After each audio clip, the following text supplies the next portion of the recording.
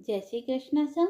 आप सभी का मेरे चैनल पर स्वागत है। आज नवरात्रि का 9वां दिन है और नवरात्रि के 9वें दिन माँ सिद्धिदात्री की पूजा की जाती है। माँ सिद्धिदात्री माँ दुर्गा की 9वीं शक्ति है और सिद्धिदात्री का अर्थ है सभी प्रकार की सिद्धियों को देने वाली। मार्कंडेय पुराण के अनुसार अणिमा, महिमा, गरिमा, लघिमा, प्राप्ति, प्राकम्य, ईशित्व और वशित्व, ये 8 सिद्धियां होती है। ब्रह्म वैवर्त पुराण के श्री कृष्ण जन्म खंड में यह संख्या 18 बताई गई है और इनके नाम है अणिमा, लघिमा, प्राप्ति, प्राकम्य, महिमा, ईशित्व, वशित्व, सर्वकामावशायिता, सर्वज्ञत्व, दूरश्रवण, परकाया प्रवेशन, वाक सिद्धि, कल्पवृक्ष तव, सृष्टि संहार करण सामर्थ्य, अमृतत्व, सर्वन्यायत्व, भावना सिद्धि। माँ सिद्धिदात्री भक्तों और साधकों को ये सभी सिद्धियां प्रदान करने में समर्थ है। देवी पुराण के अनुसार भगवान शिव ने इनकी कृपा से ही इन सिद्धियों को प्राप्त किया था।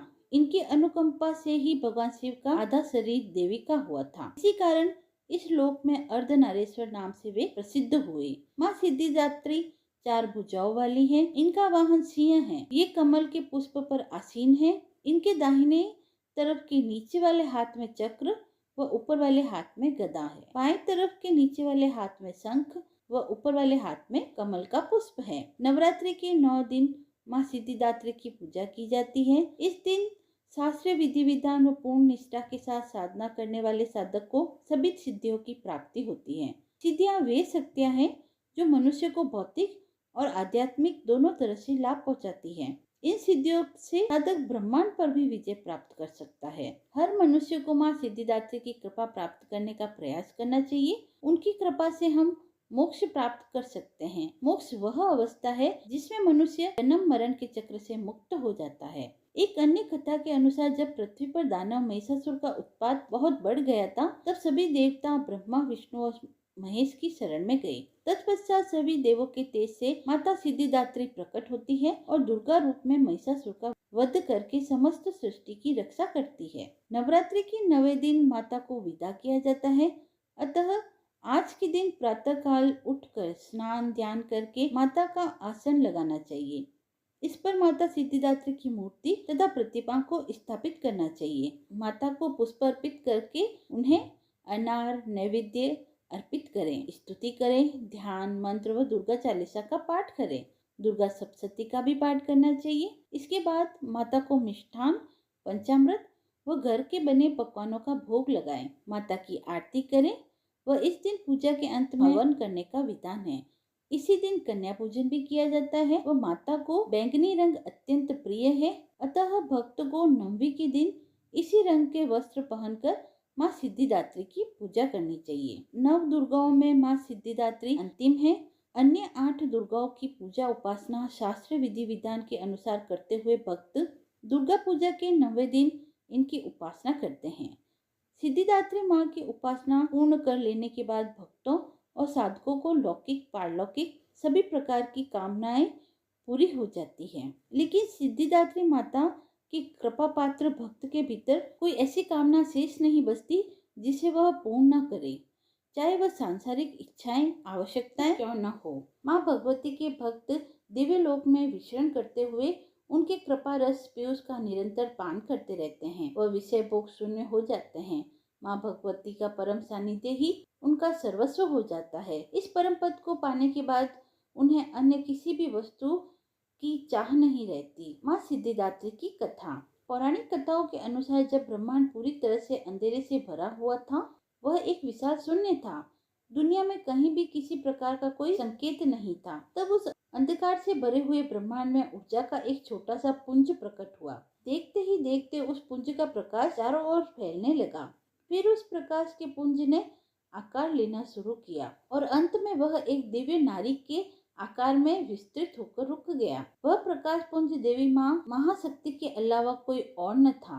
सर्वोच्च शक्ति ने प्रकट होकर त्रिदेवों को अपने तेज से उत्पन्न किया और तीनों देवों को इस सृष्टि को सुचारू रूप से चलाने के लिए अपने अपने कर्तव्यों के निर्वहन के लिए आत्मचिंतन करने को कहा। देवी की कथना अनुसार तीनों देव आत्मचिंतन करते हुए जगत जननी से मार्गदर्शन हेतु कई युगों तक तपस्या में, अंततः उनकी तपस्या से प्रसन्न होकर महाशक्ति माँ सिद्धिदात्री के रूप में प्रकट हुई। देवी माँ सिद्धिदात्री ने ब्रह्मा जी को सरस्वती जी, विष्णु जी को लक्ष्मी जी और शिव जी को आदि शक्ति प्रदान की। माँ सिद्धिदात्री ने ब्रह्मा जी को सृष्टि की रचना करने का भार सौंपा, विष्णु जी को सृष्टि के पालन का कार्य दिया और महादेव जी को समय आने पर सृष्टि के संहार का भार सौंपा। माँ सिद्धिदात्री ने तीनों देवों को बताया कि उनकी शक्तियाँ उनकी पत्नियों में हैं, जो उनके कार्य निर्वहन में उनकी सहायता करेगी। उन्होंने त्रिदेव को दिव्य चमत्कारी शक्तियाँ भी प्रदान की, जिससे वो अपने कर्तव्यों को पूरा करने में सक्षम हो सके। देवी ने उन्हें 8 अलौकिक शक्तियाँ प्रदान की। इस तरह 2 भागों नर और नारी, देव और दानव, पशु पक्षी, पेड़ पौधे तथा दुनिया की कई और प्रजातियों का जन्म हुआ। आकाश में असंख्य तारे, आकाश गंगाओं और नक्षत्रों से जगमगा उठा। पृथ्वी पर महासागर, नदियां, पर्वत, वनस्पतियां और जीवों की उत्पत्ति हुई। इस प्रकार माँ सिद्धिदात्री की कृपा से सृष्टि की रचना, पालन व संहार का कार्य संचालित हुआ। जय माँ सिद्धिदात्री। इस बार महानवमी व महाअष्टमी व्रत 11 अक्टूबर को रखा जाएगा व कन्या पूजन भी 11 अक्टूबर को करना शुभ रहेगा। आइए अब सुनते हैं नवरात्रि की व्रत कथा। बृहस्पति जी बोले, हे ब्रह्मा जी, आप अत्यंत बुद्धिमान, सर्वशास्त्र और चारों वेदों को जानने वालों में श्रेष्ठ हो। हे प्रभु, कृपा कर मेरे वचन सुनो। चैत्र, अश्विन, माघ और आषाढ़ मास के शुक्ल पक्ष में नवरात्र का व्रत और उत्सव क्यों किया जाता है? हे भगवान, इस व्रत का फल क्या है? किस प्रकार करना उचित है? और पहले इस व्रत को किसने किया? कृपा करके मुझे विस्तार से बतलाइए। बृहस्पति जी का ऐसा प्रश्न सुनकर ब्रह्मा जी कहने लगे कि हे बृहस्पति, प्राणियों का हित करने की इच्छा से तुमने बहुत ही उत्तम प्रश्न किया है। जो मनुष्य मनोरथ पूर्ण करने वाली दुर्गा, महादेवी, सूर्य और नारायण का ध्यान करते हैं, वे मनुष्य धन्य हैं। यह नवरात्र व्रत संपूर्ण कामनाओं को पूर्ण करने वाला है। इसके करने से पुत्र चाहने वाले को पुत्र, धन चाहने वाले को धन, विद्या चाहने वाले को विद्या और सुख चाहने वालों को सुख मिलता है। इस व्रत को करने से रोगी मनुष्य का रोग दूर हो जाता है और कारागार में पड़ा हुआ मनुष्य बंधनों से छूट जाता है। मनुष्य की तमाम विपत्तियों को दूर करने वाला है यह व्रत। और व्रत करने वाले के घर में संपूर्ण संपत्तियां आकर उपस्थित हो जाती हैं। बंधिया और काकबंधिया के इस व्रत के करने से पुत्र हो जाता है। समस्त पापों को दूर करने वाले इस व्रत के करने से ऐसा कौन सा मनोरथ है जो सिद्ध नहीं हो सकता? यदि व्रत करने वाला मनुष्य सारे दिन का उपवास न कर सके तो एक समय भोजन करे और उस दिन बांधवों सहित नवरात्र व्रत की कथा श्रवण करें। हे बृहस्पति, जिसने पहले इस महाव्रत को किया है, उसका पवित्र इतिहास मैं तुम्हें सुनाता हूँ। तुम सावधान होकर सुनो। इस प्रकार ब्रह्मा जी के वचन सुनकर बृहस्पति जी बोले, हे ब्राह्मण, मनुष्य को कल्याण करने वाले इस व्रत के इतिहास को मेरे लिए कहिए। मैं सावधान होकर सुन रहा हूँ। आपकी शरण आए हुए मुझ पर आप कृपा करें। ब्रह्मा जी बोले, पीठक नाम के मनोहर नगर में ब्राह्मण रहता था। वह भगवती दुर्गा का भक्त था। उसके संपूर्ण सद्गुणों से युक्त मानो ब्रह्मा की सबसे पहली रचना हो सुमति नाम की एक अत्यंत सुंदर कन्या हुई। वह कन्या सुमति अपने घर के बालकपन में अपनी सहेलियों के साथ क्रीड़ा करते हुए इस प्रकार बढ़ने लगी जैसे शुक्ल पक्ष में चंद्रमा की कलाएं बढ़ती है। उसका पिता प्रतिदिन दुर्गा जी की पूजा और होम किया करता। उस समय वह भी नियम से वहां उपस्थित रहती थी। एक दिन वह सुमति अपनी सखियों के साथ खेलने गई और भगवती के पूजन में उपस्थित नहीं हुए। उसके पिता को पुत्री की ऐसी असावधानी देखकर क्रोध आया और पुत्री से कहने लगे, हे दुष्ट पुत्री, आज प्रभात से तुमने भगवती का पूजन नहीं किया। इस कारण मैं किसी कुष्ठी और दरिद्र मनुष्य के साथ तेरा विवाह करूंगा। इस प्रकार कुपित पिता के वचन सुनकर सुमति को बड़ा दुख हुआ और पिता से कहने लगी कि हे पिताजी, मैं आपकी कन्या हूँ। मैं आपके सब तरह से अधीन हूँ। जैसी आपकी इच्छा हो मेरा विवाह कर सकते हो। होगा वही जो मेरे भाग्य में लिखा है। मेरा तो इस पर पूर्ण विश्वास है। मनुष्य न जाने कितने मनोरथों को चिंतन करता है, पर होता वही है जो भाग्य में विधाता ने लिखा है। जो जैसा करता है उसको फल भी उस कर्म के अनुसार ही मिलता है, क्योंकि कर्म करना मनुष्य के अधीन है, पर फल देव के अधीन है। जैसे अग्नि में पड़े हुए तृणदि उसको अधिक प्रदीप्त कर देते हैं, उसी तरह अपनी कन्या के ऐसे निर्भयता से कहे हुए वचन सुनकर उस ब्राह्मण को और अधिक क्रोध आ गया। तब उसने अपनी कन्या का एक कुष्ठी के साथ विवाह कर दिया और अत्यंत क्रुद्ध होकर पुत्री से कहने लगा कि जाओ जाओ, जल्दी जाओ, अपने कर्म का फल भोगो।